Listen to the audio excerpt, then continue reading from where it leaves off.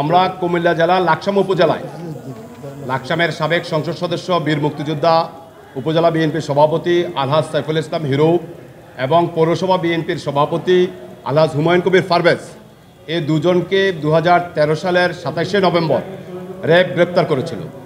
অদ্যাবধি তাদের কোনো খবর পাওয়া যায়নি। এই বিষয়ে আমরা যথাযথভাবে মোকদ্দমা দায়ের করেছি, গুম কমিশনে আমরা দরখাস্ত দাখিল করেছি এবং আজকে ট্রাইব্যুনালের চিফ প্রসিকিউশন বরাবরে আমরা আমাদের অভিযোগ এবং অভিযোগের সমর্থনে সকল কাগজপত্র দাখিল করেছি। আমাদের এই অভিযোগে আমরা সর্বমোট 7 জনকে অভিযুক্ত করেছি, 7 জনের নাম দিয়েছি।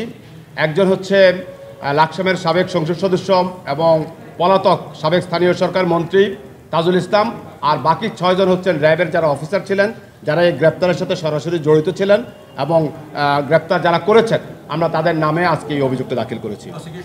প্রসিকিউশন বলেছেন যে শীঘ্রই ওনারা তদন্ত সংস্থা নিয়োগ করবেন, তদন্তকারী কর্মকর্তা নিযুক্ত করবেন এবং এটা তদন্তের মাধ্যমেই ওনারা বেরিয়ে আসবে প্রকৃত অর্থে ওনাদের বর্তমান অবস্থান কোথায় আছে, ওনারা কবে গুম হলো, কোথায় কী অবস্থায় আছে, প্রসিকিউশন তদন্ত সংস্থাটা বের করবে।